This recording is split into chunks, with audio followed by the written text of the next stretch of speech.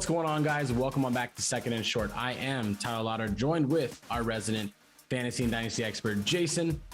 Today, we're going to be going over some last-minute fantasy and dynasty football bold predictions. Our takes are going to get a little bit hotter and spicier as we go on. We've each got 3 really good bold takes for you.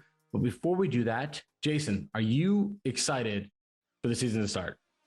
Oh, man, I can't wait. I think that this season is probably one of the most important seasons of the football years that I've played fantasy, because last year was not so great and lucrative for me. This year I just finished up a couple of my redraft leagues drafted over the weekend, and it's got me really excited. Usually we go earlier than this, but doing it the weekend before this time has me definitely hyped up a little bit more than years in the past. Yeah, absolutely. And I kind of have a little rule with myself every year. If I don't take home any money, and I'm talking like if payouts are first, second, third, if I don't get any of those, then I have to drop a league. And so that's where I'm at. But if I win money, I can pick up a league. So that's where I'm at and everything. So, but let's just kind of go over some little bits of news that we had. We'll talk about real life NFL, and we can see how it's kind of going to impact, give you guys some fantasy football clarity, because there's some defensive players we talk about too. So Los Angeles Raiders went out and got another linebacker, signed KJ Wright. So it's going to bolster that defense. They just traded for Denzel Perryman from the Carolina Panthers. So we don't know if Kwiatkowski is going to be healthy or not. We don't know what's going on with that linebacking room. But you can tell they really miss Lil Mac, and they want that linebacker, powerhouse there. We also just saw like Josh Norman's going to the 49ers, Desmond Trufant's going to the New Orleans Saints. Let's see what else just happened. We just had Justice Hill tore his Achilles. So the Ravens are down another running back practicing on Labor Day. How dare they? Yeah, that's going to kind of dovetail into one of the spicy takes we have. Exactly. And then we also saw today, speaking of the same team, Mark Andrews signed a massive contract showing that the Baltimore Ravens appreciate his work and everything he's putting in, and that he is their guy for the long haul. A massive deal. I don't have the details in front of me. It's like 4 years, $54 million. I might be spot on with that, but he's like number 3 in yearly average. He's number 2 in signing bonus. He's number 1 in how much of his contract is actually guaranteed, which is 67%.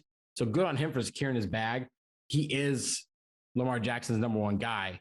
And that's just some little things there. So, I mean, defenses are bolstering, getting some veteran presence there. We see a running back getting hurt, which is going to help. We'll talk about that in a little bit here. And we see Mark Andrews securing his bag, which shows the dedication to the tight end position for the Baltimore Ravens.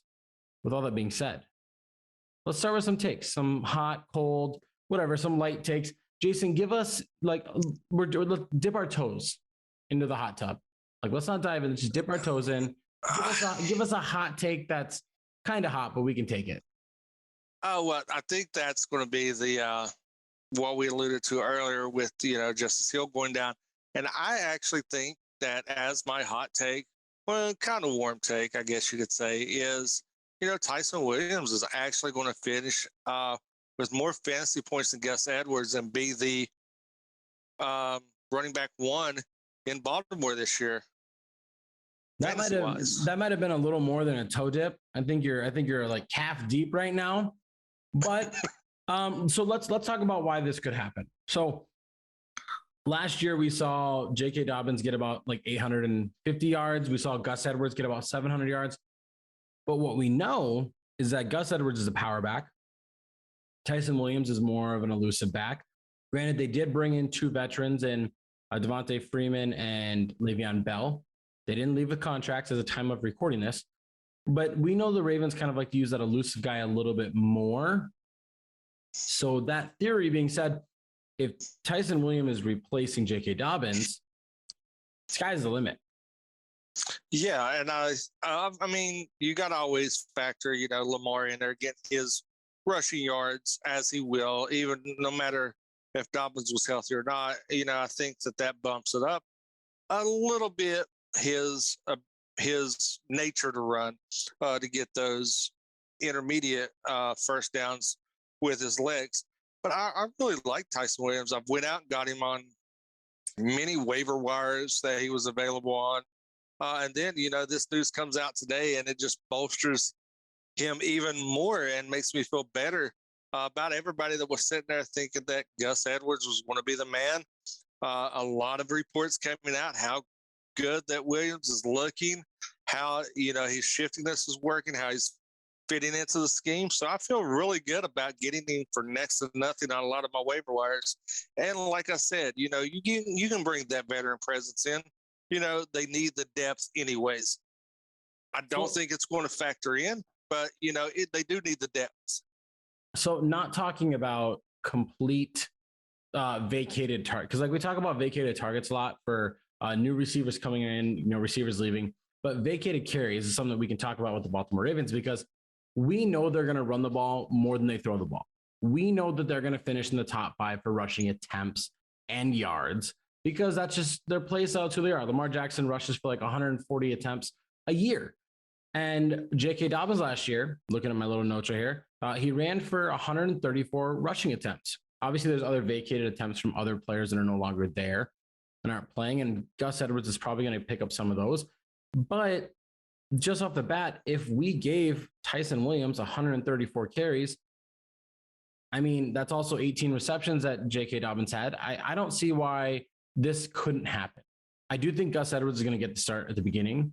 So playing off of your bold prediction, I think that would mean that Gus Edwards is kind of falling off and not performing, or they're just going to go with a full, two-headed monster right out the gate. Yeah, and I think the two-headed monster mold might be a little bit better. And I think back of the most formidable ones that I can relate to, being a Giants fan, is the Jacobs Bradshaw tandem that was in New York. Jacobs was basically a bowling ball. They got you that short yardage, but Bradshaw would come in toward later in the game and just be the explosive lightning in a bottle. That defenses that was already wore down dealing with Jacobs had to now come in and had the ability to be elusive and make those cuts and stuff. And I think that's where we're going to see a lot of the Baltimore Ravens running attack come from. Edwards wearing defensive down, getting that front defensive lineman or down, getting to that second level, and then you're going to bring Edwards in just to be the kind of the lightning in the bottle. All right, now moving on to our next bold take. Let's go to my side. Let's kind of switch over here. So I'm going to give you guys my coldest take of my 3 takes. And that is that Darren Waller will finish as the tight end 1 at season's end. He's going to outperform both George Kittle and Travis Kelce, who's getting drafted ahead of him. But let's take it one step farther. He will finish in the top 20, not including quarterbacks, of fantasy football players. Of all the positional players, running backs, wide receivers, tight ends, he will comfortably finish in the top 20 for all of them. That's the interesting take. I mean, I love Waller. I think he's going to take a huge leap, but I can see it. I can get behind that logic. Yeah, and right now we have the Las Vegas Raiders. We're looking at a situation where they have Josh Jacobs and Kenyon Drake at running back. Now, those guys are going to split time. They both can catch the ball.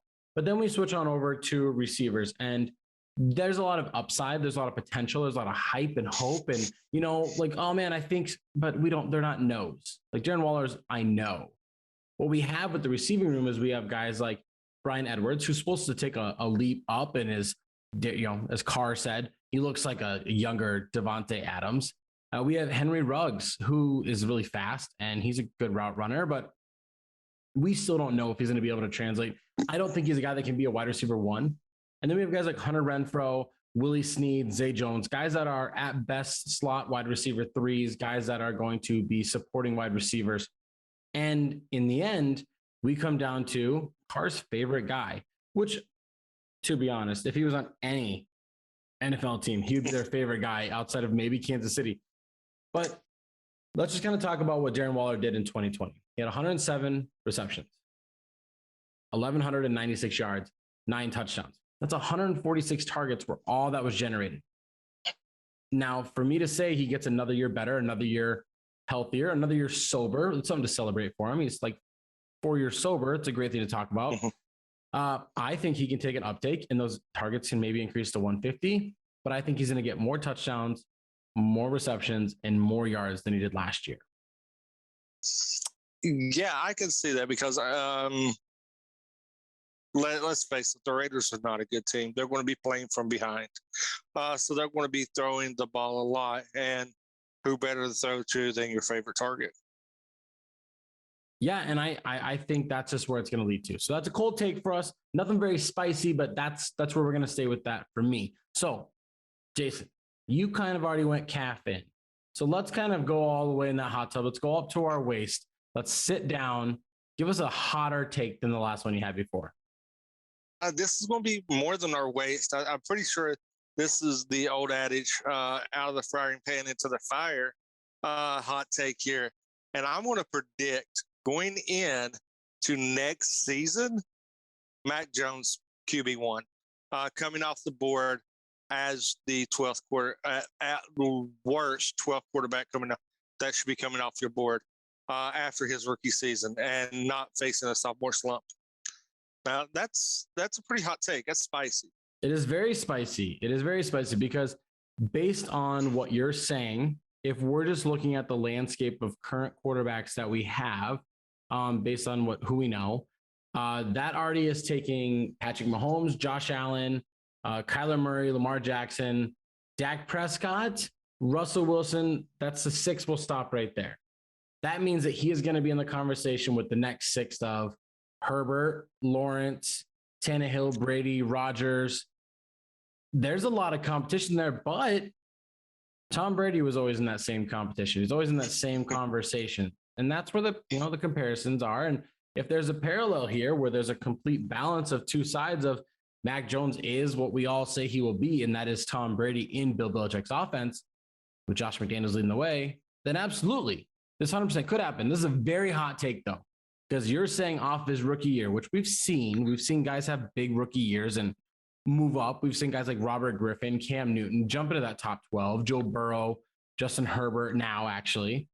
So it's not far-fetched to say it could happen, but for the quarterback that was drafted 5th out of all the other quarterbacks, that would mean he would jump all of them in performance this year. Yeah, and, you brought up the Brady parallel.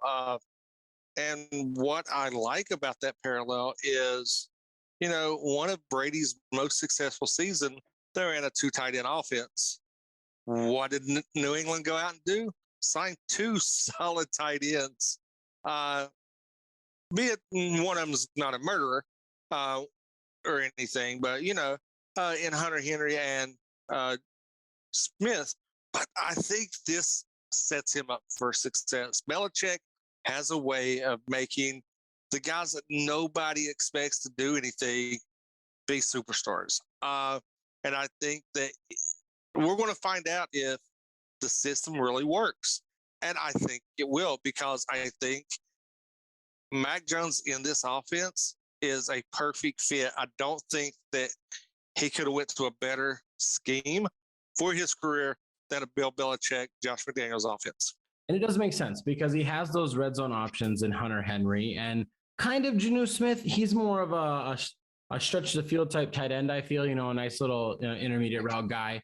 But then he also has, he's got deep ball threats in Nelson Aguilar. He's got a guy that was like, I don't know this exactly, but Jacoby Myers was like top 15 in like wide receiver separation, maybe even higher than that last year. And then he has a reliable option in the backfield in James White, who couldn't really have his success back there with Cam Newton, as we saw. He also there's no Cam Newton in front of him. So that's another positive take there. And there's Sonny Michel's gone. So James White's going to have more freedom on that field to be able to play. I do agree. I mean, he's got a reliable back that he can just kind of give the ball to, ground and pound and Damian Harris, little out passes to James White. And then he's got a guy at all levels of, underneath, intermediate, deep, red zone. He has a specific specialist in all those zones. Add in the fact that the New England Patriots have we can just say at the year's end, little forward prediction. This isn't my bold take, but they'll probably have a top 15 defense. Their offensive line will probably grade top 15 as well, just because they're well-coached teams. Leads to success for a young rookie quarterback. And all these are measures of success that is attainable. And yeah, like I said, it's spicy. So what do you got to follow up that? So what I have to follow up that is running back. I'm going to stay in the AFC. I'm going to stay in the AFC East. We're going to talk about running back Zach Moss for the Buffalo Bills. Now, if you've been following along this offseason with us, you know that I love Josh Allen. I love the Buffalo Bills going into 2021. I think they're going to win 13 plus games, potentially 15 games. I think they're going to go to the Super Bowl. I think they're going to win the Super Bowl this year, all because Josh Allen has an MVP season. They have a great defense. I think McDermott is going to get Coach of the Year. And the big reason is because I think their offense as well is going to be so high powered. I think they'll be the highest scoring offense in the NFL. Like, I'm predicting big things for Buffalo, that they're going to be winning a lot of games. Well, when you're winning a lot of games, you run the ball late. So for me, my bold prediction, my hot take is that Zach Moss is going to total over 1,000 yards in 2021. Now, to some, that might not be like a super bold take, but if we dive back, last year, he had was like 126 total touches, like 112 rushes, 14 receptions. Right there. Yeah, I was in that realm. So I'm expecting him to go up, north of 200 total touches. So there we are. That's another like almost 80 touches I'm projecting for him. I think he's going to get somewhere around 700 yards rushing, and he's going to get about over 300 yards receiving. Probably good for about 30 to 40 receptions. I just think he's the most complete back in Buffalo. And like you said, if you followed all of our archive shows, you both of our love for Zach Moss, especially mine. Mm-hmm. I'm gobbling him up anywhere. I think I even cussed at you when you took him in one of our dynasty and our startup mock drafts. You did, and I'm pretty sure that I cussed you because I definitely have a bromance with Zach Moss on my fantasy team. So I do like that take. I think Singletary cuts into that a little bit, but not that much. The biggest instance that that would limit Moss that is the injury bug that he is known to have. He just had surgery. He's coming off surgery. He's just tweaked his hamstring. He's dealing with that currently, so you can't get a setback. But I see all the potential there, and I'm definitely on board with that. Yeah, and I for me, ultimately, it comes down to the fact that Buffalo's got a good defense. Their offense is going to be high flying, and due to them winning games, nature of the beast, Zach Moss is going to get that ground and pound work where he's going to run it right at the middle, down their throats of the opposing defenses, and just kill time off the clock late in games. It's not going to be exciting football the last 5 minutes of games for Buffalo, but it's going to be effective. And I think in the end result, those of you that are drafting Zach Moss, that are trading for him, or that took him last year in his rookie draft, in the second, third round, are going to get rewarded with the guy that is going onto your roster as like your RB5, RB6, and he's going to finish this year as like your RB3, where you're constantly putting him in your flex spot. You're going to get rewarded for a high profile offense with a running back that I think is vastly underrated.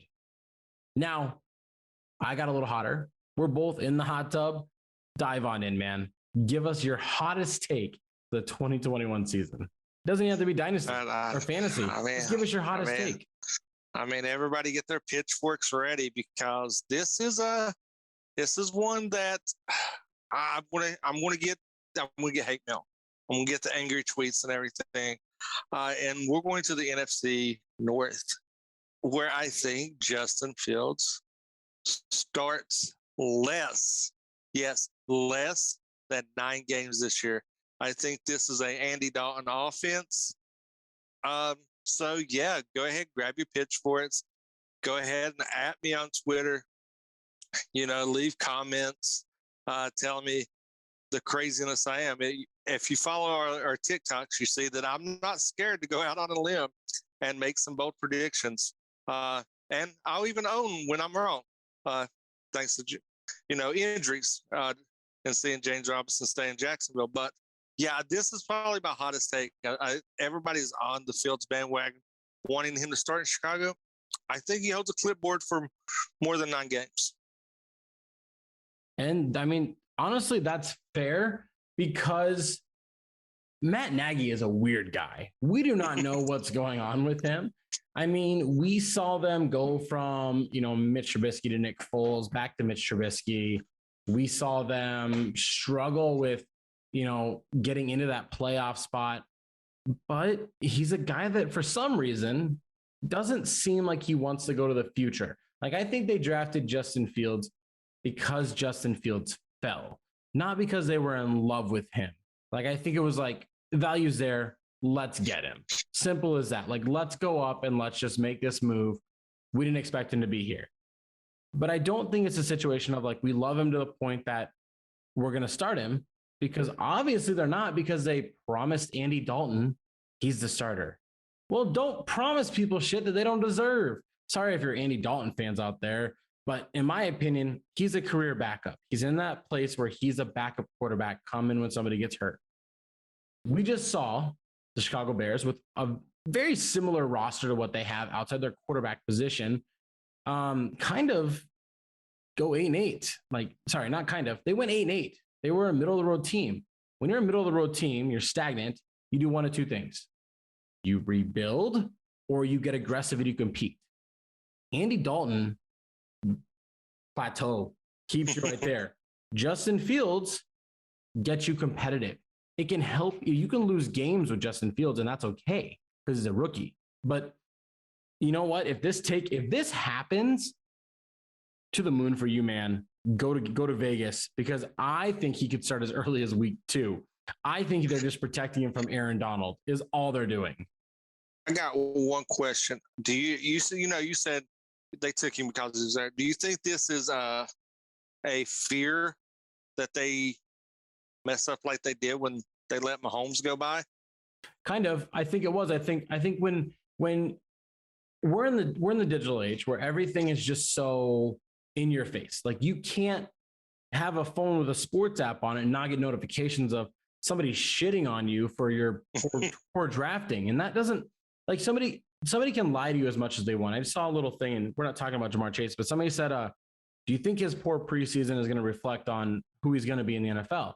And the guy's comment was, the answers are either A, yes, or B, I drafted him, so no, I still believe in him. But secretly it's yes. That's the Chicago Bears. Mitch is our guy. Mitch is our guy. He's the right choice. You didn't. You made the wrong choice. I don't think Mitch is a bad quarterback. I think Matt Nagy's a bad coach. I don't think the system works for him, but I don't think Mitch Trubisky's a bad quarterback. But I do agree. Yes, this is more so of a overreactive panic. Go get this guy because we just messed up and the media ate us up. Our fans ate us up. Probably people in the locker room ate him up. So yeah. And really, if I was Matt Nagy, I don't know. I don't understand. You just drafted the guy. You worked with the GM. You guys agreed getting this quarterback as your guy. Why not ride or die on your guy? Because you don't want to be the guy that gets fired because you started Andy Dalton and you started 2-4 in the season. So yeah, total panic move.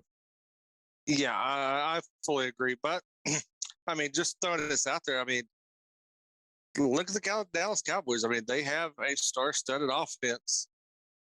Dalton didn't move the needle with them, and this is my take, and I'm pointing out things, but the reason why I did it is just the points you pointed out. Matt Nagy's the coach. I think he has a pinky promise, and he won't break the pinky promise because they sealed it under a full moon or something. That's why he promised Andy Dalton that. But he is a creature of habit. His bad decisions, he will stick them out, and he will ride or die with them. And I think it's going to cost him his job at the end of the year because he's stuck with Dalton going on for so long. If he plays Dalton 9 games in a season and they're not 6-3 or better, then I think he's going to get fired. Simple as that. Like even 5-4, I don't feel comfortable with 5-4. That's the exact situation we're in. You're right. Last year, Andy Dalton, when the Dallas Cowboys went from Dak Prescott to Andy Dalton, they went from averaging about 30.5 points, like 30.5 points per game, to like 18.9 points per game. I did a video on it a while back, and that's kind of the numbers there. I could be off a little bit, but yeah, that dropped significantly. And yeah, they lost some offensive linemen, but Zeke was still there. All their wide receivers were still there. Tight ends were still kind of there, which they really weren't using. Defense was the exact same, but the main component that was gone was Andy Dalton, who was there instead of Dak. So, but yeah, so there you go. So that's your hottest take, and that's a pretty hot take. One more take before we get out of here. Let's be a homer for a little bit. Let's talk about the Carolina Panthers. A guy that is getting so underrated, so under-talked, undervalued, he's not getting the proper respect, is wide receiver DJ Moore. Everybody has been hyping up Robbie Anderson and Sam Darnold are going to pair up together. It's the best receiver that Sam Darnold's had in his career. That's he's got a connection with him. He's thrown more touchdowns to him than anybody else. He didn't have DJ Moore in New York. Otherwise, that would probably be his best connection. Here's the thing. Rookie year, DJ Moore piles over 750 yards as a rookie. Gets 55 catches. Goes up, gets 87 catches for 1,100 yards. Then gets 66 catches for 1,100 yards. Last year, he was averaging 18.1 yards a catch. Not because of Teddy Bridgewater, because his ability to create separation. A big comparison he was drawing out of college was Steve Smith. Mainly, I feel like it's because he played for the Carolina Panthers. He's a small, not a big school like Utah, Maryland, or like the same level of football school.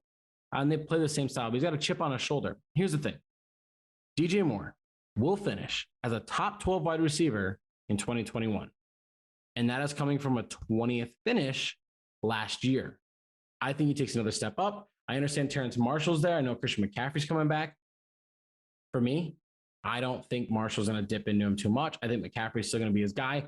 I think Sam Darnold's going to have 350 plus attempts in the back, or more than that, probably like 400 attempts, close to 300 completions. Go ahead. Jump on in. Tell me where I'm wrong. I don't know. I like that. I like that so much. One of my vacation hot takes was giving Darnold a lot of love, saying that he'll finish higher than Burrow. So I could definitely see DJ Moore there. The downside of that is McCaffrey is back. McCaffrey's going to get those swing passes. He's going to get those screen passes. He's going to be a receiver out of the background. I think that cuts down on Moore's ceiling. How much? I think maybe 10%, if that, maybe less. But the yards are going to be there. The receptions might not be there, but the yards will make up for it. That's going to do it for us. So we got 6 bold takes. So here's what we're going to do. Videos on YouTube if you're watching it here. Subscribe down below, but also comment down below your hot takes. Doesn't matter how hot they are. You can say Tampa Bay Buccaneers are going to win the Super Bowl in 2021. That's okay. That's your take.